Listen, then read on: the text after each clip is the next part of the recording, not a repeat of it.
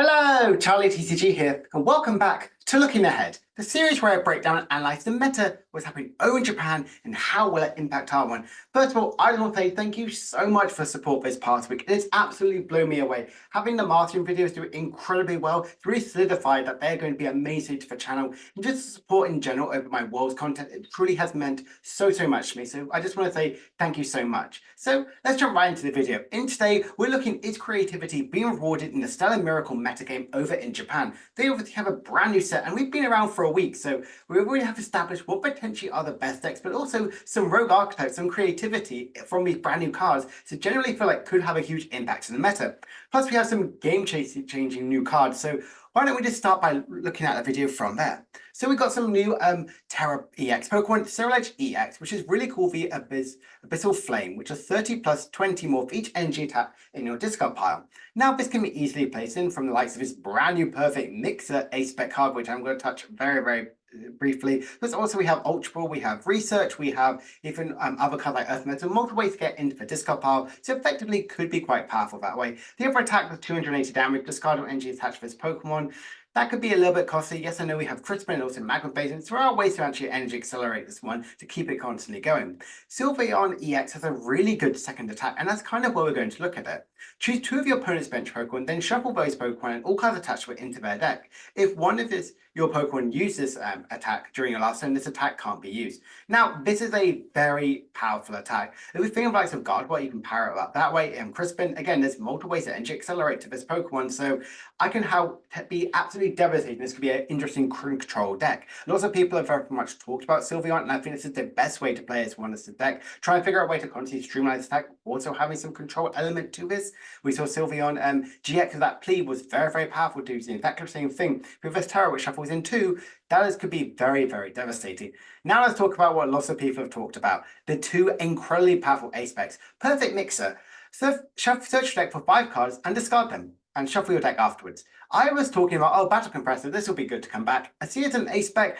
Well, this is definitely blown out of proportion how powerful this really will be. This is most likely going to be in our September set.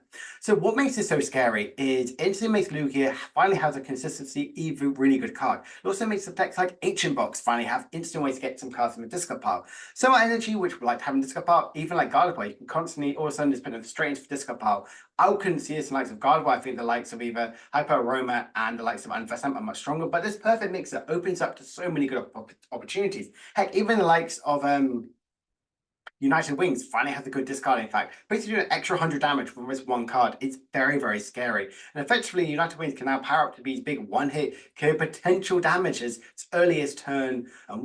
So second turn with likes of Research, Carmine, Squawkabilly, and now Perfect Mixer. You can also have a huge damage capability. So this is very strong. The other one is Precious Carrier. Search your deck for any number of basic Pokemon you have and put them onto your bench. Shuffle your deck afterwards. This card is Battle VIP Pass on a different level. Think about how powerful this in like the Trapper goes, or even now Palkia with a Trapper goes out in bench. You can basically flood your board with a ton of Pokemon early on, which is absolutely incredibly scary. For any deck like this, even the likes of Shenpao, this could be a really good inclusion in this one. Lost Box, again, I know Prime Catcher, both of these two are very good examples, but instantly playing this and go, right, now I get all my comfies, I can get my Greninja, I can get my attacker up.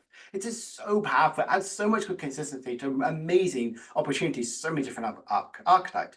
Yes, it could be playing likes of Charizard or even the likes of Gardevoir or even the likes of Dragapult, but these Pokemon play a ton of search cards anyway, so I couldn't see this in that sort of way. But in some decks like Trapper Ghost, which they want to be fast, they want to be aggressive, they want to put down their board state straight away, this is going to be a must-stay, I feel like, for these style of decks.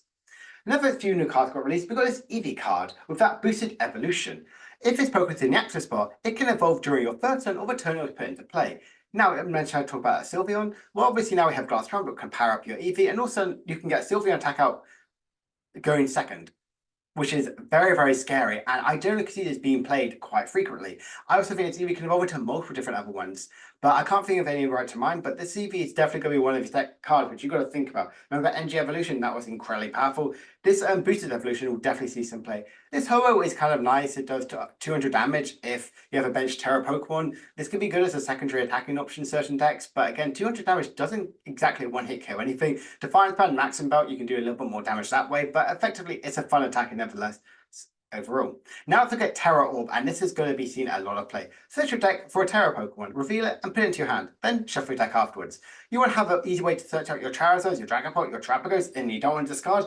Enter Terrible, and this is going to see a lot of play, I feel like. Even if it's a one-up in Charizard. Also, you don't rely on discarding anything of Ultra Balls. You can just pitch up or any searching cards at all, even your Noctowl, get this Terra Orb, and also now you instantly get your Charizard and not rely on any of these discarding effectors, which could be definitely a limitation, especially when you get Iona to late hand size and you need to guarantee you get your Charizard or Dragapult. This is an instant way to try and find this one. I think lots of these cards will definitely see a ton of play, especially those ACE SPECs, and Terra Orb I think is stupidly good. Similar to like Hydrapple, that was played a lot in his GX and style of decks here, and I do think his Terra Orb will be seen quite a lot. Now let's look at the meta share right now in Japan. Now there's definitely a clear S tier deck, and if you're looking at Poké books, you can really tell that Charizard and Dragapult are absolutely dominating right now. And there's definitely some creativity in these style of decks. But the new cards that really added a ton to this one, the Great Tree, the likes of the Sparkling Crystals, or even likes of Noctowl have really changed the game for these style of decks, having extra consistency, attacking for less damage. Dragapult is kind of like slowly creeping up the ranks. And also now the likes of Crispin, the likes of Briar, there are multiple, you can take multiple price cards or even just Energy Accelerate and power up out of nowhere is so scary. Even like some tier 2, Raging Bolt has still seen quite a lot of success.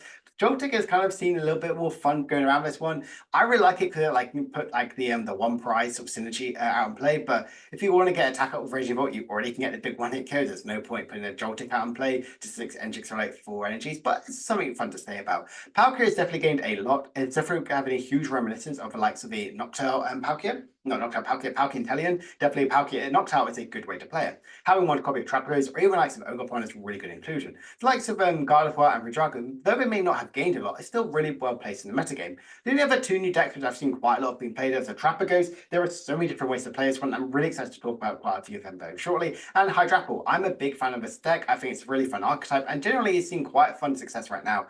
It may have this new deck hype, which a lot of decks do have. I feel like every single format, when we see this in Japan, even like the Loyal Trio, we see them played a ton at the start and then like fizzle out. But I think Hydrapple could be here to stay, especially if one certain deck, Charizard, is up at the top. This deck will always stay relevant. The likes of Lugia, Miraidon, and Lost Box, they do make a little bit more sense as well. I think this is a fun little snapshot. We already have all of these cards relevant right now, and I think seeing Palkia's return is something I'm so excited for, and I'm instantly building this deck as soon as Worlds is finished. So now let's look at what everyone's coming for. Look at the creativity, look at the top decks, look at some fun rogue archetypes, kind of see what creativity choices have they gained to it, which can really impact their sort of metagame.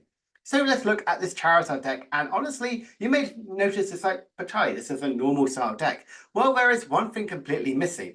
First, there is a 3-2 one-line of Dusknoir. Okay, that's a very thick. A 4-2 4-line of Charizard. Again, a little bit thick. But also a 1-1 Noctowl, and no, I repeat, no copies of Pidgeot. Now, why does this Noctowl seem such a good inclusion? Well, as you have a Charizard down play, you can instantly use that Noctowl to search your deck for multiple sort of stuff. Now, this is losing quite a few of the good synergies, what this deck is used to, having a Rotom for that inbuilt draw factor, but it does play quite a few of the new cards. It plays that big tree to get instantly evolve into your Dusknoir and not rely on anything like that. I think it's definitely the best way to play it. Yes, you can evolve into a Charizard, but you don't activate like some Infernal Rain, which could be a little bit of a struggle. What I think is a very nice inclusion of this one is it does play the likes of TM Devo, so it's also that Team League headquarters. They're very scared of the likes of Terrapagos or any of these big basic cards like Raging Bolt. So having a way for them to attach additional energy could potentially be the best way forward. And I'm quite a big fan about what this could really add to the game. I really like the Night Stretch to reutilize your likes of your Dusknoir. This is definitely an interesting take of how Charizard is built. There's lots of the mainstays which we're not seeing here. We're not seeing the Rotoms, we're not seeing the Forest Hill Stone, we're not seeing the Pidgeots, which definitely I feel like definitely a huge must in this deck and can lose very, very scary types of any Kyurem or Greninja by not playing Manaphy, but having a 1-1 Noctowl, they can effectively be onto something, having this one guaranteeing getting 2 energy cards. So effectively, when Terra Orb comes legal, you can use that instead of getting Ultra Ball and Rare Candy, you can instantly power up your Charizard in that sort of way. Effectively, could be the new way of how we're playing Charizard, is Noctowl all for it. Now, if we look at this Dragapult as well, this is also going exactly the same synergy, going with a 3-3 line of Noctowl as a way to guarantee that find it. Yes, I know it's going to be a bit late. You need to have a Dragapult out and play before you can use your Noctowl, but Effectively, there's a lot of really good things going on this one. I like having the Area Zero one, so kind of like having a huge bench, you can have multiple Noctowns out, or effectively having Clap Stadium out where you can get rid of way more liabilities, which I think is really good. Again, they're playing the Rotom Forest or Zone package, and even the TM Evo, try and power up to get your Dragon Cloaks out there sooner rather than later. I really love having Sparkling Crystal as well as also 2 copies of Crystal as well as your energy acceleration of choice. You're not going to rely on the likes of Mela or even Zatu, which definitely have seen a lot more play in the Japanese list. So I think Crispin makes a really good inclusion and a really good case to be the best way to play Dragapult. I think having a count of Super Rod is definitely really good to reutilize all your energies, and TMD Evo, like I just mentioned, is really powerful as well. Effectively, this could be a really fun way to play as well. I think Noctowl adds a lot of consistency by getting any of your trainer cards you might need to have, getting it for supporter cards really to guarantee your Crispin, guaranteeing your Sparkling Crystal. I think there's a lot of fun things for this deck, and effectively is a really good way around to play it. Now let's have a look at some of the creative choices about some other decks as well, apart from the mainstay. Let's look at Trapagos, and this one here is a little bit different to how we've seen. We mentioned previously that a fun way to play this one is the whole penny sort of loop, and this one here you scoop up Cyclone, so effectively you can utilize it again, but it's still focusing on lots of the main series, which we've seen a little bit more common over we talked about Trapagos last week. We've seen Noctowl, we're seeing the likes of Rotom, Fan, we're seeing like Buffalon to boost up the HP, the Bravery Charm. So there's multiple ways to kind of have these big, beefy Pokemon. What I love is having the energy switch, making sure you can power your Pokemon quite easily. But also 1 copy of Raikou. I really like a 1 copy of Raikou. It's similar like how Entei or Suicune could also be good inclusions as well. Having a guaranteed Pokemon which can just instantly draw you additional card, but also hit huge amount of damage as well, is very powerful. If you have a full bench, you're doing additional 160 damage, I believe it is, which is very, very powerful. Plus a Pokemon in play, the additional 20 more, that's 180 damage just from your full bench, which is very, very scary just before your opponent does anything. So I do think it could be a nice inclusion to have these in the deck. I really like, obviously, the rest of these sort of cards as well. I think the Iono is really good for disruptive capability, but also one more line of Bibarel. If you're already playing the Rotom Fan, try and get out your Pokemon, getting the Bidoof out is really powerful, and get the drawing into your Bibarel is definitely very easy to get to, especially with likes of a Noctowl. Fertility and Greninja for draw, again, is really powerful, but also with Energy Switch as well, you could even, Water Ranger deck, you could even power up a Radiant Greninja, which is also, again, a really scary thing that this deck can really have the pressure. I know it kind of attack going second, which is definitely one of the things that could be a bit of a disappointment for Trapagos, but this list here, I really like some of the creative choices of this one, with Greninja, with the Raikou, with the Bibarel. I think it's a really good inclusion about potentially could be the best way to play Trapagos. Another one is Palkia, and this one here does play a different 1-1 split, or 2-1 split technically, of a different Terra Pokemon. This can really utilize the likes of Area Zero. The Trapagos, which I think is a very good inclusion, attacking option, can easily be powered up from the likes of the Glass Trumpet, as well as also the Glass Mud the Wellspring Ogerpon, which can also be powered up from the likes of Palkia, and a very good attacker as well. Again, we're seeing likes of Noctowl is a really good way to try and get any of your Pokemon ready to get. You can get your Irida, but also you can get other your combo pieces. You can get your Greninja playoff just from the likes of the Noctowl by you can use the Irida to get some of your other pieces to set with Greninja. Not only you can power up with a Palkia, and then you can use Noctowl to get the Prime Catcher, cancelling clone play. There are so many really good things in this deck, which I absolutely love. I love the Bibarel. If you want to have a guaranteed draw factor, you could lose some very scary Ionos or Roxanne, so having that inbuilt draw is incredibly powerful. You can see it's so consistent, I feel like, most of their sort of choices style in the deck here. This effectively could be a really nice way of going around it. Also, what I love about having Shimpow, especially with likes of Glass Trumpet, you can even use that as Shimpow as a big clear Hail Mary sort of attack at the end, which I know is used quite a bit in the also one going into Worlds last year. This could be definitely a really nice way around it. It's also guaranteed to get your water energy for discarding factor, or even attaching for turn as well, and to get easily powered up like Palkia and even Glass Trumpet to any of your colours Pokemon on the bench. Obviously, this is a fun way, a creative way how Palkia could effectively work, and I am all for it. Another one is Zoroark, and I'm a huge Zoroark believer and definitely had a lot more faith going into this one, thanks for likes of Trapagos, has really added to the deck. One of the things that Zoroark really struggled with is it never hit the big numbers. You had to have like 2 energy attachments of which wasn't double colors energies to your Zoroark to do maximum 300 damage if everyone has damage counters on. And then you had to rely on potentially having a maximum belt on to do 350. So effectively you weren't hitting those big sort of numbers all the time. So what I love about this one with Trapagos is you can afford to have a very large bench size. You can use double turbo to energy energy power. Also, you have Glass Trumpet to energy accelerate as well to this now. You have Noctowl if you have Trapego's sound play to get any of your cards in my deck, get your damage pump, which you're always constantly digging to draw. You now can instantly search for this one. You have Dodrio as an inbuilt draw factor, as well as also the damage placement as well, which can instantly be moved around. You can now have a high cut of Gengar because, well, if they all get discarded, you can instantly just bring them back after an area 0. You're only going to get 3 big attacks on, and I really do love what this deck really can bring into this one. Again, the chorus is why I like, because you get special energy as well as also the stadium cards. So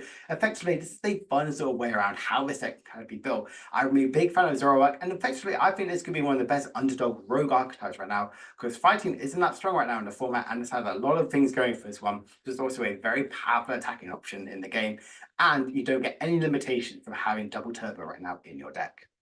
And the last one of Trapghost I want to look at is Darkrai. Now, I was really thinking Darkrai could be the best way to play this one, because obviously you have Dark Patch and Glass Trumpet. You can energy accelerate to the likes of any of your colors Pokemon, and you can easily get his big one-hit KOs with Darkrai. Think of it like Darkrai Dragons from back in the day, which I was a huge fan of. And this deck, I think, had quite a lot of legs to this one. And there's a few things I definitely would change, like adding more copies of Dark Patch in this one, and not only 2. Similar thing about the Earthen Vessel as well. But it's quite a fun thing for this one. I think Glass Trumpet you can constantly reutilize from Darkrai VSTAR's ability, and there's multiple ways to kind of like draw for your deck very quickly, very aggressively.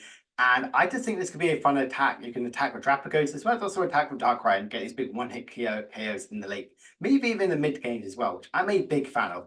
Could this be the best way to play Drapagos? No. Could it be the best way to play Darkrai? Maybe. I just think this is very, very fun, and hopefully you can win very, very quickly of how powerful this deck can be. Let's look at some other ones. Hydrapple. Now, this one here is a little bit different to what I showed before, but having a little bit more of a consistency, I feel like. Having Serendipity, I love for the draw factor. It's also one copy of Diplin as well. Try to go straight into your Hydrapple, not relying on the likes of Rare Candy all the time. I also love the Scoop Up Cyclone because they can instantly put very heavily damage either Ogerpon or Hydrapple back in your hand, and you can just flood the ball back with all the energies of their multiple abilities. I love having the Briar as well, making sure against Charizard if they just go big over 2/2/2 Pride 2/2/2. You can also take an additional Briar's card from that way, which I'm very much a big fan. Jamming Tower as well to slow down multiple other decks, which potentially we've seen that the Gravity Zone be seen quite a lot, like trapping someone in the active spot. We've also seen the likes, obviously, of Bravery Charms and Defiance Band, or even anything like that. Instantly stopping them is also very, very powerful. I'm a fan of this deck. I think purely his basis is right off the way of how powerful Charizard is. The deck would only be good until Charizard is bad, but I really am a big fan. This is a fun rogue pick and a really nice creative choice for the meta game. Another one is Cinderace, and this Cinderace is a little bit interesting. Now, obviously, Cinderace I think is very, very scary, especially with Magma-based mana, and even this one has Upper Neo energy attached to this one. 280 damage, effectively turn 2. The only drawback is can't attack this turn. It's actually really, really scary. With Upper Neo energy with this one, Cinderace can use a secondary attack, which is pretty scary. What I love is having the Dusclops involved. You can get the big one-hit KOs on Dragapult and Charizard now a lot easier as turn 2, which is, again, very scary. Having a Featherball to search your deck for your Pidgeot, and it's Cinderace, so again, has a lot of consistency. You have the likes of the Crispin to energy accelerate. You have the likes of Monkey Dory to spread damage counters around, which can easily be powered up from the likes of Charizard to get to that 280 damage. Heck, if you even have the likes of a Defiance Band, you can one-hit KO a Gardevoir EX, which is very, very scary. This is a fun way, and Cinderace is definitely seeing quite a lot of hype and quite a lot of love in Japan's gym challenges right now. Could this translate over to our metagame in September time? Maybe, but this is definitely a fun deck to kind of like think about going forward.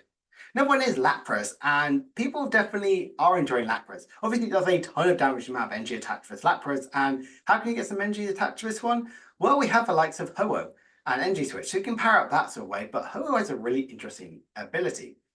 Pretty much when it's in discard pile, you can bring up to 4 energies from this one and attach to this Pokemon, and if you can fuel up this other attacker as well. Having likes of Lapras in there makes Ho-Oh could be the main attacking option. With Glass Trumpet, you can energy accelerate multiple different energies to Ho-Oh, and all of a sudden you can use big one-hit KO potential on nearly anything in the game, which is really, really scary, and I kind of love that this Ho-Oh deck is actually seeing some little play. This is very, very rogue and incredibly creative, and kind of seeing a brand new card, looking at some existing V cards, and finally having some love, as these have been basically extinct for a few years, so having some love for this brand new card is definitely something which I love to the game. Raging Bolt, like I mentioned, Joltik is kind of seeing quite a lot of hype and love in Raging Bolt. We've been both accepting both grass and lightning type energies, it kind of fits at home very well. But it also plays the single prize and Raging Bolt, which has quite a good way to do some sniping damage as a single prize attacking option, and also very, very powerful in certain option.